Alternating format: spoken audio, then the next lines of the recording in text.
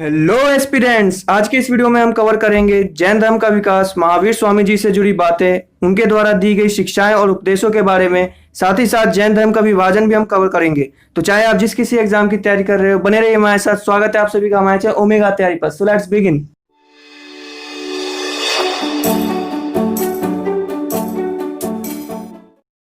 इस वीडियो को शुरू करने से पहले हम थोड़ा बैकग्राउंड बना लेते हैं। पिछले वीडियोस में हमने जाना था कि किस तरह वैदिक काल के बाद एक वह दौर आता है जिसमें सामाजिक, आर्थिक और धार्मिक बदलाव आते हैं, और इसी बदलाव में काफी आडंबरपूर्ण धर्मों का भी जन्म होता है, जिनमें काफी धार्मिक क्रियाकलाप और अंधविश्वासों का उदय होता है। इन्हीं सभी कारणों से कुछ ऐसे धर्मों का भी जन्म होता है जो नास्तिक होते हैं, अर्थात वे किसी ईश्वर और अंधविश्वास में विश्वास नहीं रखते। और उन्हीं धर्मों में दो मेन धर्म थे, जैन धर्म और बौद्ध धर्म। आज हम जैन धर्म के बारे में ही विशेष रूप से जानेंगे। जैन धर्म माना जाता है जैन धर्म की स्थापना और इसके प्रथम गुरु ऋषभदेव थे।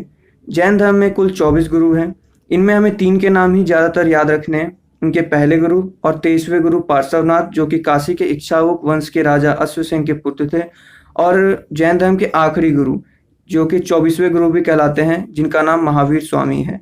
तो ये 3 नाम है जिनको आपको ध्यान रखने हैं। इसमें महावीर स्वामी जी के बारे में हम आगे अच्छे से जानेंगे। महावीर स्वामी जो कि 24वें और अंतिम गुरु थे जैन धर्म के, उन्हीं को जैन धर्म का असली संस्थापक कहा जाता है, क्योंकि माना जाता है कि इन्हीं के काल में जैन धर्म अपनी असली ऊंचाइयों तक पहुंचा। इनका जन्म 540 ईसा पूर्व कुंड ग्राम में हुआ। कभी कभी ये वैशाली भी आपको एग्जाम में दिख जाएगा, तो आपको ये दोनों नाम याद रखने हैं। इनके पिता का नाम सिद्धार्थ था, जो कि ज्ञात्रिक कुल के सरदार थे। इनकी माता का नाम त्रिशला, जो कि लिच्छवी राजा चेटक की बहन थी। इनकी पत्नी का नाम यशोदा और पुत्री का नाम अनुजा प्रियदर्शनी था। महावीर जी के बचपन का नाम वर्धमान था, और जब ये 30 की आयु तक पहुंचे तो इन्होंने अपने बड़े भाई नंदीवर्धन से अनुमति लेकर संन्यास ले लिया। संन्यास के दौरान महावीर जी को कठिन तपस्या के बाद जम्बरिक के समीप त्रिजुपालिका नदी के किनारे साल वृक्ष के नीचे संपूर्ण ज्ञान का बोध हुआ। इसके बाद वे आसपास के गांव में अपना उपदेश देने लगे। इस उपदेशों को उन्होंने प्राकृत भाषा में दिया है। और महावीर जी के जो प्रथम अनुयायी बने वो उनके खुद की बेटी के पति यानी उनके दामाद जामिल बने थे। इनके जो प्रथम जैन भिक्षुनी थे वो राजा दधिवान की बेटी चंपा थी।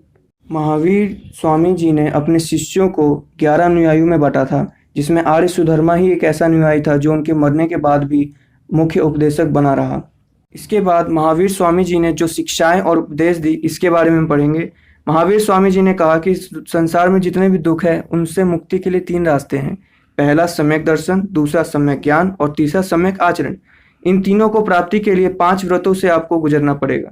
ये 5 रत्न जो जैन धर्म में बताए गए हैं वो है सत्य, अहिंसा, अस्तेय, अपरिग्रह और ब्रह्मचर्य, जिसमें आखिरी जो है ब्रह्मचर्य, ये महावीर स्वामी जी ने जोड़ा है, और शुरू के 4 महावीर स्वामी जी से पहले पार्श्वनाथ ने दिया था।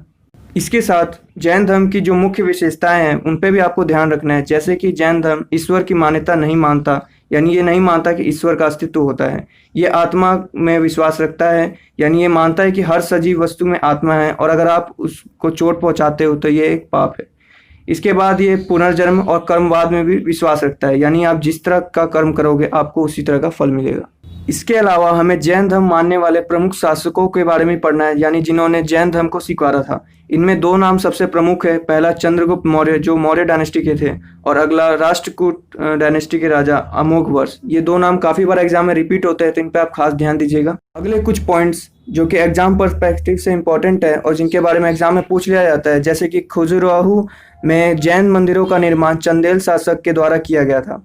मौर्य युग में मथुरा ही एक ऐसा जगह था जहां पे जैन धर्म का मुख्य केंद्र बना। भद्रबाहु जिन्होंने कल्पसूत्र की रचना की, इसमें इन्होंने अपने जीवन के बारे में बताया है। कहा जाता है चंद्रगुप्त मौर्य के समय में जैन धर्म का विभाजन होकर ये 2 मतों में बट गया, एक श्वेतांबर एक दिगंबर। श्वेतांबर जो थे वो स्थूलभद्र के शिष्य थे। वे सफेद कपड़े पहनते थे और उनका मानना था कि स्त्री को मोक्ष प्राप्ति पॉसिबल है। वहीं दिगंबर जो थे वो भद्रबाहु के शिष्य थे और वो वस्त्र नहीं पहनते थे, यानी नग्न रहते थे, और इसी वजह से इनका मानना था कि स्त्री क्योंकि वो नग्न नहीं रह सकती तो इनको मोक्ष नहीं मिल सकता। इसके अलावा आप अपने स्क्रीन पे जो टेबल देख रहे हैं, इनमें कुछ जैन तीर्थकर हैं जिनके आपको चिन्ह याद रखने हैं।